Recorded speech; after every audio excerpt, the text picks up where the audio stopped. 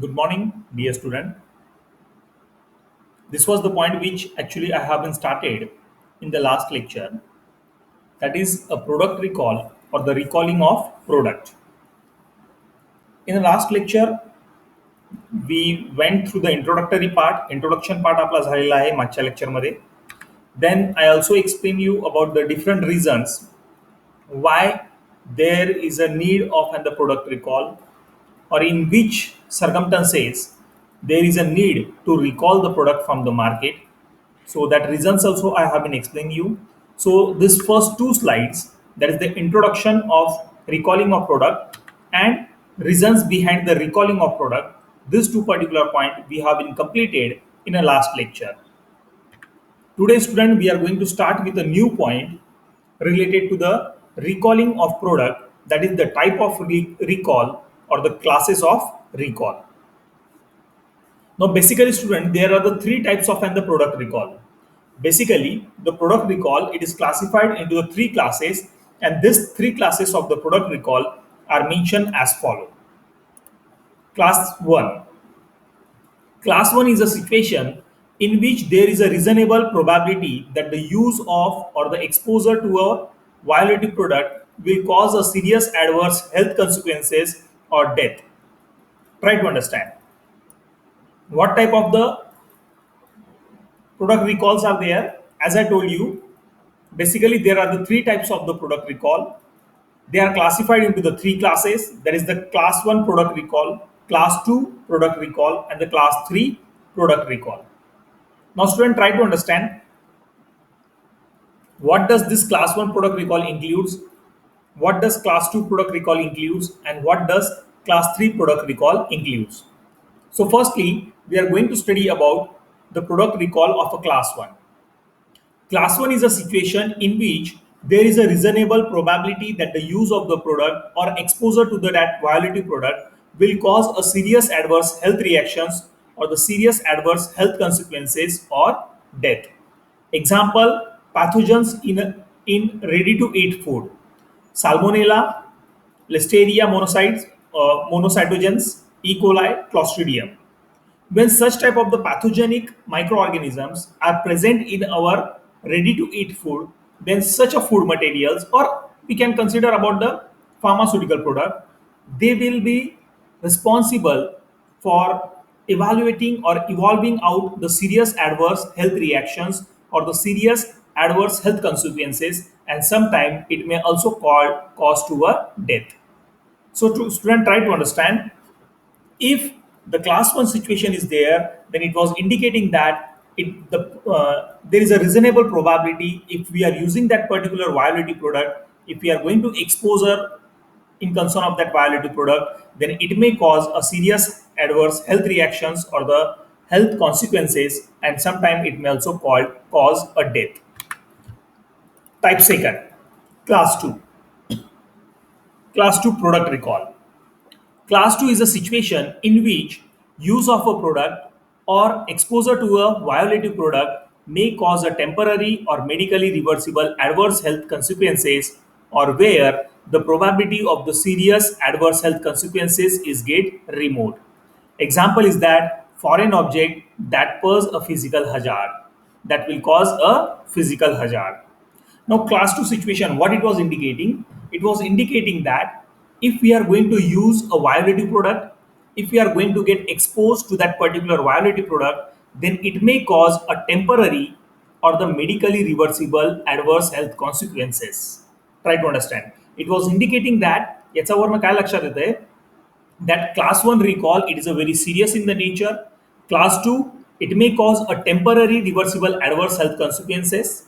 Okay, while the class 3 is a situation in which use of the violative product, exposure to a violative product is not likely to cause the adverse health consequences. Example is that an example might be a bottle of aspirin that contain 90 tablets instead of the 100 stated on the label. तर याच्याने काही health reaction किंवा adverse health reaction होणार नाहीये. Class 3चं example तुम्ही लक्षात घ्या. Class 3च्या एक्झाम्पलमध्ये काय म्हटलंय की एखादा ॲस्पिरिन टॅबलेटची बॉटल आहे, त्याच्यावर लेबल क्लेम दिलेलं आहे that bottle is consisting of 100 tablet. पण ॲक्च्युली त्या बॉटलमध्ये 100 टॅबलेट न निघता किती टॅबलेट्स निघत आहेत? 90. 100 टॅबलेटचं लेबल क्लेम आहे त्या बॉटलवर, पण त्या बॉटलमध्ये ॲक्च्युली 100 युनिट्स ऑफ टॅबलेट नाही आहे, त्याच्यात फक्त 90 युनिट्स आहे टॅबलेटचे. तर याच्यावरनं काही ॲडव्हर्स हेल्थ रिॲक्शन किंवा ॲडव्हर्स हेल्थ कॉन्सिक्वेन्सेस होणार नाही, आणि म्हणूनच त्याला म्हटलंय class 3 type of the recall. So student, try to understand what I want to explain. Basically, the product recall, it was classified into the three classes. Class 1, it was indicating the situation where the use of that particular violative product may cause a serious health adverse reactions or the serious adverse health consequences, and sometimes that may lead to a death of the patient. So that is called as class 1. In a class 2, if we are using the violative product, if we are getting exposed to that violative product, then it may cause a reversible adverse health consequences. It may cause a reversible. या शब्दाकडे लक्ष असू द्या, reversible. While class 3, it was indicating a situation in which the if we are using a violative product, if we are getting exposed to that particular violative product, then it may not cause any kind of and the adverse health consequences. त्याच्यामुळे काही adverse health consequences होणार नाहीये. अशा product रिकॉलला कुठल्या क्लासमध्ये classified केलेलं आहे? Class 3. Okay, त्याचं एक्झाम्पल इथे दिलेलं आहे. ते समजून घ्या, मार्केटमध्ये एखादा एस्पिरिन टॅबलेटचं बॉटल आहे आणि त्या टॅबलेटच्या बॉटलवर लेबल क्लेम केलेलं आहे की त्या बॉटलमध्ये 100 टॅबलेट्स आहेत. पण जर का आपण त्यातला मोजलं तर त्याच्यात 100 टॅबलेट न निघता त्याच्यात फक्त 90 युनिट निघत आहेत, म्हणजे टॅबलेट्सच्या फक्त 90 युनिट्स निघत आहेत. तर याच्याने काही ॲडव्हर्स हेल्थ कॉन्सिक्वेन्सेस होणार नाही आहे. पण तरी त्या प्रोडक्टमध्ये डिफेक्ट आहे, त्याच्या क्वांटिटीच्या माध्यमाने त्याच्यात डिफेक्ट आहे, आणि म्हणूनच अशा प्रोडक्टला सुद्धा मार्केटमधनं रिकॉल केलं जात आहे. So student, what I explained you about the different classes of the product recall. Basically, there are the three types of the classes of the product recall. Class 1, which is a very serious and harmful for the patient. Class 2, it is also serious, but it causes the temporary health consequences or the temporary adverse health consequences. While class 3, it does not cause any kind of and the adverse health consequences. Okay, moving on toward the next slide. Timelines for the effective recall system and rapid alert. What is the time limit given for the different classes of the product recall? मागच्या स्लाइडमध्ये मी तुम्हाला सांगितलं की product रिकॉलचे 3 प्रकार. आता आपलं जर product recall आहे तर कुठल्या प्रकारामध्ये बसतंय, कुठल्या क्लासमध्ये बसतंय? क्लास 1 आहे, क्लास 2 आहे का क्लास 3 आहे? तर त्यासाठी त्यांनी टाइम लिमिट दिलेली आहे. त्या टाइम लिमिटच्या आतमध्येच तुम्हाला ते प्रोडक्ट रिकॉल करावं लागेल. तर सर्वात आधी आपल्याला डिफाईन करून घ्यावं लागेल की आपण ज्या प्रोडक्टच्या संदर्भात प्रोडक्ट रिकॉल कॉस्ट करणार आहोत किंवा प्रोडक्ट रिकॉल अपील करणार आहोत, तर आपलं प्रोडक्ट रिकॉल कुठल्या क्लासमध्ये बसतंय? क्लास 1 मध्ये, क्लास 2 मध्ये का क्लास 3 मध्ये? हे सर्वात आधी समजून घेणं खूप महत्त्वाचं आहे. मी तुम्हाला ज्या प्रकारे सांगितलं की क्लास 1 मधला जो रिकॉल असतो तो खूप सिरियस असतो, क्लास 2 मधला जो असतो तो टेम्पररीली सिरियस असतो, आणि क्लास 3 असतो that is not a serious actually. Class 1 is very serious, class 2 is a temporarily serious, while class 3 it is not actually a serious in concern of adverse health consequences. In concern of adverse health consequences. तर जर का समजून घ्या, आपल्याला एखादा product मार्केटमधनं recall करायचा असेल तर त्यासाठी टाइम लिमिट दिलेली आहे. तेवढ्या टाइम लिमिटच्या काळामध्येच तुम्हाला तो प्रोडक्ट मार्केटमधनं रिकॉल करून घ्यायचा आहे. तर त्यासाठी सर्वात आधी आपल्याला समजून घ्यावं लागेल की आपला प्रोडक्ट रिकॉल कुठल्या क्लासमध्ये बसतोय, क्लास 1, क्लास 2 का क्लास 3. तर त्या 3 डिफरंट क्लासेसच्या आधारांवर तर 3 वेगवेगळ्या टाइम लिमिट्स इथे दिलेल्या आहेत. Okay, student, try to understand this particular slide which is present in front of you. तुमच्या समोर जी स्लाइड आहे आता ती समजून घेण्याचा प्रयत्न करा. Timeline or the time limit for the effective recall system and a rapid alert. Based on the category of the risk involved, a timeline is given as follows. Based on the category of risk involved in the defective product, a timeline for the recalling of the product is given as follows. If suppose the product recall is from the class 1, for class 1 recall, the product recall should be carried out within a 24-hour up to the maximum of 72 hour. 24 ते 72 तासाच्या आत तुम्हाला तो product मार्केटमधनं परत मागून घ्यायचा आहे. लक्षात असू द्या, क्लास 1 मधला जर रिकॉल असेल, मी तुम्हाला सांगितलं की क्लास 1 मधला रिकॉल म्हणजे सिरियस असतो. If the product recall belongs to the class 1, then in that condition we are having a time limit of 24 hour to 72 hours. If the product recall is from the class 2, then the maximum time limit we are having that is up to the 10 days. बघा इथे फक्त 1 ते 3 दिवस, 3 दिवसाच्या आत तुम्हाला तो product मागून घ्यायचा आहे. कुठल्या क्लासमध्ये? क्लास 1 मध्ये, कारण हा सिरियस आहे. क्लास 2 हा टेम्पररीली सिरियस आहे. तर यासाठी किती दिवस दिलेले आहेत प्रोडक्ट रिकॉल करण्यासाठी? Maximum 10 days. म्हणजे जास्तीत जास्त 10 दिवसाच्या आत तुम्हाला तो प्रोडक्ट रिकॉल करून घ्यायचा आहे, जर का तुमचा प्रोडक्ट रिकॉल क्लास 2 मध्ये बसत असेल. आणि जर का तुमचा प्रोडक्ट रिकॉल हा क्लास 3 मधला असेल, then you are having a time limit of 30 days. 30 दिवसाच्या आत, 1 महिन्याच्या आत तुम्हाला तो प्रोडक्ट मार्केटमधनं रिकॉल करून घ्यायचा आहे. तर student, hoping that you are getting this particular point की हे टाइम लिमिट कुठल्या आधारावर दिलेलं आहे. The time limit is given on the basis of the risk involve, on the basis of category of the risk involved. If your product recall is a type of class 1, then you are having a time limit of 24 hours to 72 hours. If your product recall is belonging to the class 2, then you are having a maximum time limit of 10 days. If your product recall belongs to the class 3, then you are having a maximum time limit of 30 days. Understand, student? Moving on toward the next slide. The next slide, it was representing the procedure for the product recall process. Now student, if suppose you want to recall any one of your product from the market, जर का तुम्हाला तुमचं एखादं pharmaceutical product मार्केटमधनं recall करून घ्यायचं असेल, तर त्यासाठी काय प्रोसिजर आहे, त्यासाठी कुठले स्टेप्स आहे जे आपल्याला फॉलो करावे लागतील, ते आपल्याला इथे समजून घ्यायचे आहेत. या पर्टिक्युलर प्रेझेंटेशनचं, या पर्टिक्युलर स्लाइडचं काय हेडिंग दिलेलं आहे? Procedure for the product recall process. Means if you are planning, जर का तुम्ही प्लॅन करत असाल की तुम्हाला तुमचं फार्मास्युटिकल प्रोडक्ट मार्केटमधनं रिकॉल करून घ्यायचं आहे, तर त्यासाठी काय प्रोसिजर आहे, कुठले स्टेप्स आपल्याला फॉलो करावे लागतील, त्या सर्व स्टेप्स मी इथे तुम्हाला सांगणार आहे. तर पहिली स्टेप, प्रोडक्ट रिकॉल प्रोसेसमधली पहिली step, identification of the necessity and initiation of the product recall process. नावावरूनच कळतंय आपल्याला.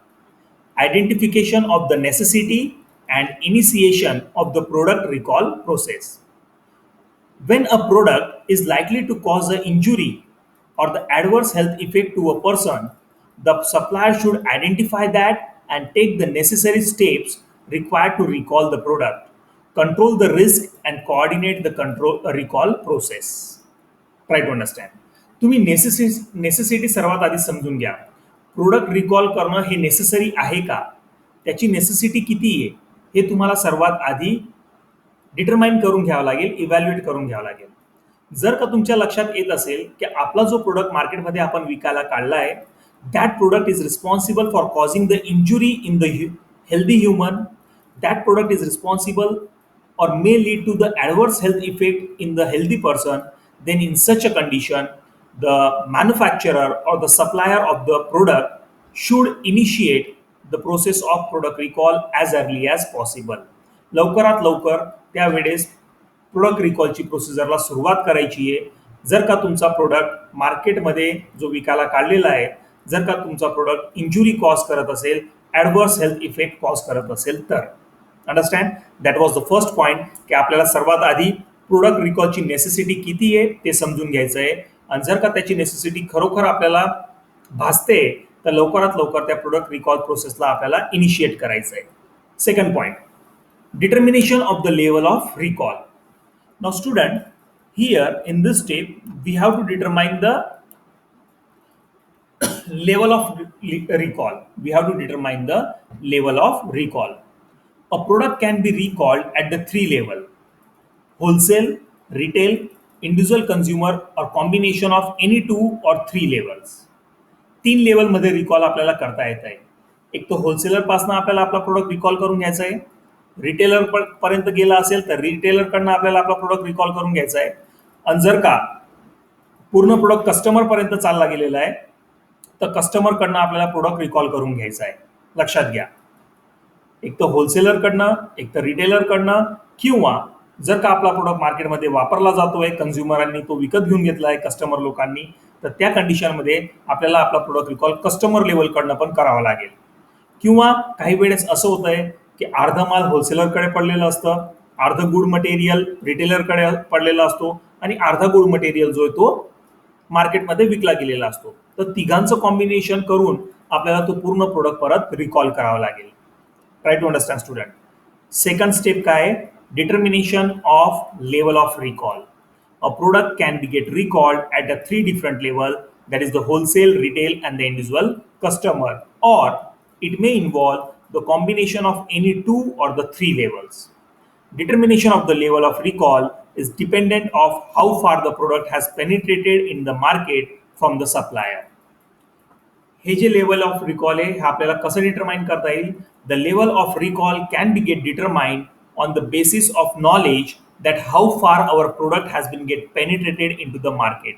आपला प्रोडक्ट मार्केटमध्ये किती पेनिट्रेट झालाय, कुठपर्यंत पोहोचलाय हे आपल्याला आधी समजून घ्यावं लागेल आणि नंतर किंवा त्या प्रकारे आपल्याला लेवल डिटरमाइन करून घ्यावी लागेल.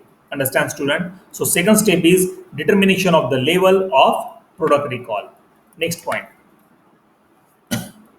Then planning a recall strategy. Planning a recall strategy. Supplier should develop a recall strategy for the various levels of the recall as specified. While planning the strategy, supplier should consider the following. Now, if suppose जर का तुम्हाला necessity, तुम्हाला गरज भासत असेल की आपल्याला आपला प्रोडक्ट मार्केटमधनं रिकॉल करून घ्यायचा आहे, तर त्यासाठी आपल्याला स्ट्रॅटेजी प्लॅन करावं लागेल, एक स्ट्रॅटेजी तयार करावी लागेल आणि सप्लायरला हे इनिशिएट करावं लागेल की त्याने प्रॉपर वेने रिकॉलिंग स्ट्रॅटेजी तयार करायची आहे. ती रिकॉलिंग स्ट्रॅटेजी तयार करत असताना खाली दिलेले काही पॉईंट्स आहे ते त्याला कन्सिडर करावे लागतील. While planning the strategy, supplier should consider the following points. First one, notification mechanism to stop the distribution and the sale of product. सर्वात आधी त्याने एक नोटिफिकेशन काढायचं आहे की त्या प्रोडक्टच्या संदर्भातलं जेवढे डिस्ट्रीब्युशन असेल ते स्टॉप करा, त्या प्रोडक्टच्या संदर्भात जेवढे सेलिंग असेल ते सर्व सेलिंग तुम्ही बंद करून घ्या. Second point, how to effectively and efficiently remove the potential unsafe product from the market. किती चांगल्या प्रकारे इफेक्टिव्हली अँड इफिशियंटली त्या प्रोडक्टला आपण मार्केटमधनं परत बाहेर काढता येईल त्यासाठी त्याने प्लॅन करायचं आहे. दुसऱ्या पॉईंटमध्ये काय म्हटलंय? How to effectively and efficiently remove potentially unsafe product from the marketplace. That thing we have to plan, that strategy we have to develop. Third point, isolation and safe storage of the recovered product.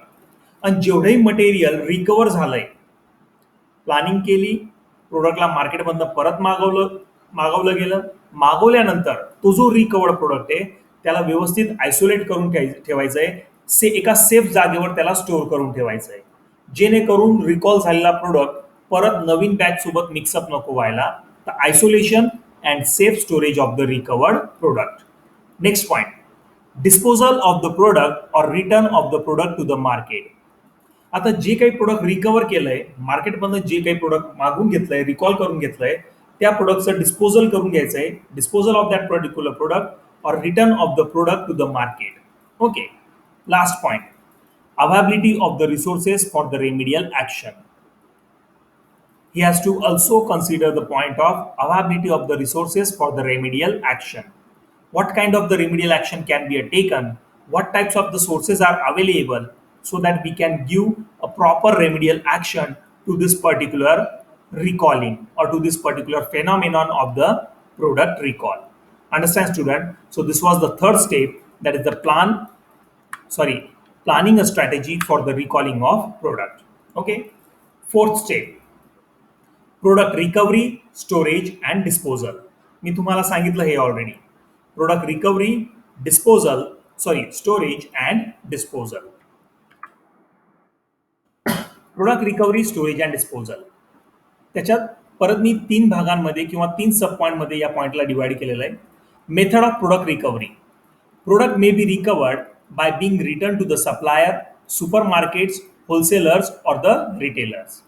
जर का तुमचा pharmaceutical product हा कस्टमरपर्यंत पोहोचला असेल, consumer लेवलपर्यंत पोहोचला असेल, तर त्या प्रोडक्टची रिकव्हरी कशी करायची? जो काही प्रोडक्ट असेल तो एक तर तुम्ही डायरेक्टली जाऊन रिटेलरला परत करा किंवा होलसेलरला परत करा, सुपर मार्केटमध्ये जाऊन रिटर्न करा किंवा डायरेक्टली सप्लायरला रिटर्न करा. लक्षात घ्या, मेथड ऑफ प्रोडक्ट रिकव्हरी. जो कुठला आपला प्रोडक्ट आहे जो मार्केटमध्ये पेनिट्रेट झालेला आहे, कस्टमर लेवलपर्यंत चालला गेला आहे, त्या प्रोडक्टला कसा रिकवर करायचा, त्यासाठी काय मेथड आहे. Product may be recovered by being return to the supplier, super markets, wholesalers or the retailers. आपण एक नोटिफिकेशन काढू शकतो की कस्टमर लेवलपर्यंत जर का आपला प्रोडक्ट गेला असेल तर कस्टमर लोकांनी तो प्रोडक्ट डायरेक्टली रिटेलरला जाऊन परत करणे, होलसेलरला जाऊन परत करणे, सुपर मार्केटला जाऊन परत करणे किंवा डायरेक्टली सप्लायरकडे पाठवणे, या कुठल्याही प्रकाराने ते प्रोडक्ट परत पाठवू शकतात. आणि ही एक मेथड आहे की आपण आपला प्रोडक्ट रिकवर करू शकतो. तर ती होती पहिली step, method of product recovery. Second step, method of product storage. आता रिकवर झालेल्या प्रोडक्टला कुठे स्टोअर करायचं. Recovered products must be store in a area that is isolated, separate area and separated from any other product. जो कुठला product मार्केटमधनं आपण recall करतोय, recover करतोय, तो रिकवर झालेला प्रोडक्ट आपल्याला एका आयसोलेटेड एरियामध्ये ठेवायचा आहे, एका सेपरेट एरियामध्ये ठेवायचं आहे, जेणेकरून त्याचं मिक्सअप नवीन प्रोडक्ट सोबत होणार नाही. Okay. Third point, C, method of corrective action और product disposal. Food products destroyed by burial, denatured through the retort, and incinerated under the supervision by the relevant and the appointed officer, while the product for the general or the consumer use returned to the manufacturer or destroyed through the appropriate industrial practice. आपण काय करू शकतो की जो कुठला product आपण मार्केटमधनं परत मागवलाय, जो कुठला प्रोडक्ट आपण मार्केटमधनं रिकवर केलाय किंवा रिकॉल केलाय, एक तर त्या प्रोडक्टवर आपण करेक्टिव्ह ऍक्शन घेऊ शकतो, म्हणजे त्या प्रोडक्टमध्ये सुधारणा करून जे काही त्याच्यात डिफेक्ट असेल त्या डिफेक्टला आपण कमी करायचा प्रयत्न करूया, त्याला म्हणतात करेक्टिव्ह ऍक्शन. किंवा जो कुठला डिफेक्टिव्ह प्रोडक्ट आपण मार्केटमधनं परत मागवून घेतलेला आहे, जो कुठला डिफेक्टिव्ह प्रोडक्ट आपण मार्केटमधनं परत मागवून घेतलेला आहे, त्या प्रोडक्टला आपण आयसोलेट करून स्टोअर करतोय आणि शेवटी त्या प्रोडक्टला आपण पूर्णपणे डिस्ट्रॉय करतोय, त्या प्रोडक्टला आपण डिस्पोज ऑफ करतोय. तर स्टुडंट, या तिसऱ्या पॉईंटच्या हेडिंगकडे लक्ष असू द्या, मेथड ऑफ करेक्टिव्ह ऍक्शन. एक तर त्या डिफेक्टिव्ह प्रोडक्टवर आपण करेक्टिव्ह ऍक्शन घेऊ, जर का करेक्टिव्ह ऍक्शन नाही घेत असू तर त्या प्रोडक्टला आपण डिस्पोज ऑफ करू, त्याचं डिस्पोजल करून टाकू, म्हणजे त्याला डिस्ट्रॉय करून टाकू. आता इथे बघा म्हटलेलं आहे की फूड प्रोडक्ट जर असेल then destroy it by the burial, त्याला डिस्ट्रॉय करून टाका, त्याला डिनॅच्युअर करून टाका किंवा त्याला जाळून टाका, इन्सिनरेट, किंवा त्याला डायरेक्टली इन्सिनरेशनमध्ये टाकून द्या, म्हणजे जाळून टाकायचं आहे. Incinerate it under the supervision by the relevant officer और by the appointed officer, while the product for the general or the consumer use is returned to the manufacturer or destroyed through the appropriate industrial practice. त्याला एक तर आपण मॅन्युफॅक्चररकडे देतो जेणेकरून तो त्याच्यावर corrective action घेऊ शकेल, आणि जर का करेक्टिव्ह ऍक्शन घेणं सोपं न असेल तर आपण त्या प्रोडक्टला परत डिस्ट्रॉय करून देऊ. येते लक्षात. So student, this was the fourth point, that is the product recovery, storage and disposal. Next slide. Side, it was representing remedial action by the supplier. Now, what kind of the remedial action will be taken by the supplier? The supplier's notification to its distribution chain and client should include an advice on how to settle for the return product at the wholesale, retail, and the consumer level. The notification should be clear and concise to ensure no distribution chain and client business operations are affected severely. Now try to understand this particular point, student. What it was given, heading काय दिलेली आहे, remedial action taken by the supplier. Okay. Remedial action in the sense what? Corrective action. Supplier काय corrective action घेत आहे, किंवा मी असं म्हणेल supplier कुठल्या प्रकारे रेमेडी अप्लाय करतोय. आता काय झालंय की समजून घ्या, तुमचा डिफेक्टिव्ह प्रोडक्ट मार्केटमध्ये लॉन्च झाला, मार्केटमध्ये कस्टमरने त्या डिफेक्टिव्ह प्रोडक्टला विकत घेऊन घेतलेलं आहे, पैसे देऊन त्यांनी त्या प्रोडक्टला विकत घेतलंय. आता आपण एक नोटिफिकेशन काढतोय, सप्लायर काय करतोय, नोटिफिकेशन काढतोय, नोटिफिकेशन काढून तो प्रोडक्ट मार्केटमधनं परत मागवतोय. आता तो प्रोडक्ट मार्केटमधनं जेव्हा परत जातोय, जे कोणी कस्टमर लोकांनी त्या प्रोडक्टला विकत घेतलं असेल तर त्यांच्यासाठी काय रेमेडी, त्यांना तुम्ही काय परत करतायत, त्यांच्यासोबत तुम्ही कुठल्या प्रकारे सेटलमेंट करतायत, तर त्यासाठी सप्लायरने एक रेमिडियल ॲक्शन तयार करायला पाहिजे. एक तर असं असेल की तुम्ही आमचं प्रोडक्ट परत आणून द्या आणि त्याच्या कम्पॅरेटिव्हली तुम्ही परत पैसे घेऊन जा तुमचे, किंवा तुम्ही प्रोडक्ट परत आणा आणि आमच्याकडनं डबल प्राईस घेऊन जा. समजून घ्या 100 रुपयाला जर का तुम्ही आमचा प्रोडक्ट विकत घेतला असेल, तो प्रोडक्ट परत आणून द्यायचा आणि आमच्याकडनं तुम्ही 200 रुपये घेऊन जायचे. म्हणजे त्यांना वरून आपण पैसे देतोय. तर जेव्हा आपण हे वरून पैसे देतोय म्हणजे आपण काय करतोय, सेटलमेंट करतोय. आपण काय करतोय, आपण एक रेमिडियल ॲक्शन प्रोव्हाइड करतोय कस्टमरला.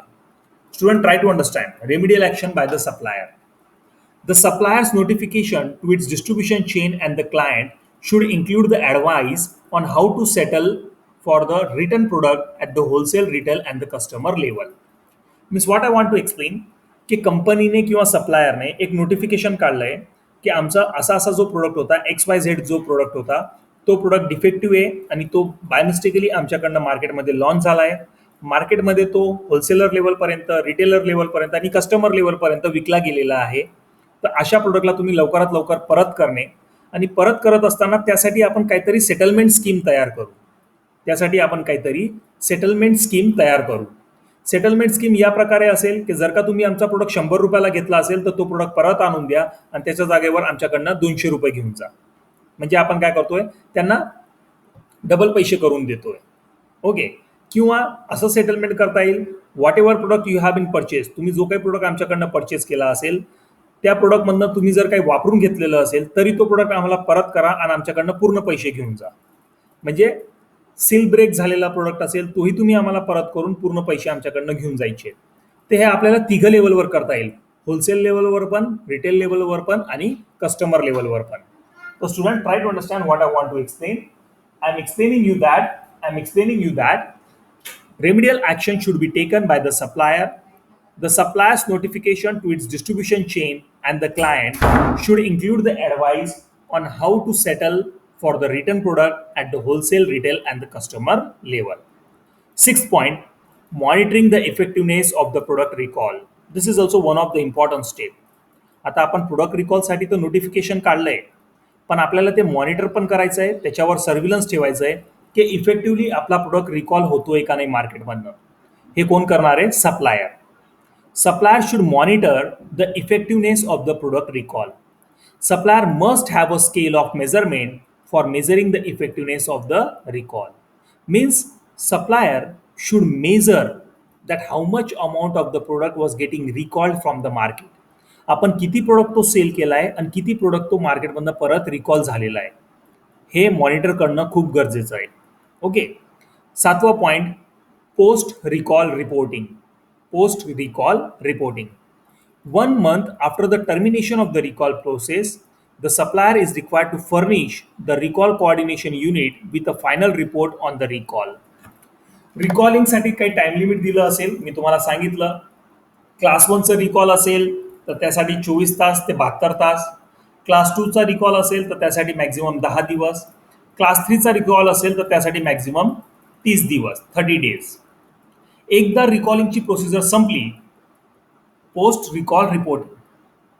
रिकॉल म्हणजे रिकॉलिंग प्रोसिजर संपल्यानंतर 1 month after the end of recall process or 1 month after the termination of the recall process, the supplier is required to furnish the recall coordination unit with a final report on the recall. आणि त्याच्या 1 महिन्यानंतर recall process जिथे संपते त्याच्या 1 महिन्यानंतर सप्लायरने प्रत्येक recall coordination युनिटकडनं report मागून घ्यायची आहे त्या रिकॉलवर, की किती मटेरियल रिकॉल झालाय, किती मटेरियल आपण मार्केटमध्ये विकला होता आणि किती मटेरियल रिकॉल झालाय याचं मॉनिटरिंग करणे, याचं प्रॉपर रेकॉर्ड ठेवणे हे खूप गरजेचं आहे when you are going for the product recall in a market. So student, these were the 7 steps or the 7 I can say points which we have to consider. हे 7 प्रकाराचे points आहे किंवा 7 प्रकाराचे स्टेप आहे जे आपल्याला फॉलो करावे लागतील if we are planning for the product recall from the market. जर का आपण प्रोडक्टचं रिकॉल करत असू मार्केटमधनं तर त्यावेळेस या 7 स्टेपचा सिक्वेन्शियली आपल्याला फॉलो करावं लागतील किंवा या 7 स्टेप आपल्याला ॲडॉप्ट करावे लागतील जेणेकरून आपलं प्रोडक्ट रिकॉलचं प्रोसेस हे इफेक्टिव्ह मॅनरमध्ये व्हायला पाहिजे. Understand student? So student, this was the point which I have been completed in this lecture. The point is said to be the product recall or recalling of product. नावावरूनच तुमच्या लक्षात येत असेल की product recall कधी केलं जात आहे किंवा प्रोडक्ट रिकॉलचा अर्थ काय होत आहे, त्याचं इंट्रोडक्शन मी तुम्हाला सांगितलं. त्यानंतर reasons behind the recall of the product I explain you the three different classes of the recall. I explain you the time limit which is given for the product recall of the three different classes. And lastly, I explained you about the procedure for the product recall process. Understand student? So the procedure for the product recall process, it was consisting of 7 steps. All these 7 steps I have been explained you, and I'm going to stop here student. In the next lecture, we will start with a new point, that is the handling of return goods. Okay, हा पुढचा point आहे जो आपण पुढच्या लेक्चरला start करूया. आजच्या लेक्चरमध्ये मी तुम्हाला प्रोडक्ट रिकॉल किंवा रिकॉलिंग ऑफ प्रोडक्ट या पॉइंट बद्दल पूर्ण एक्सप्लेन केलेला आहे. So thank you student, thank you very much.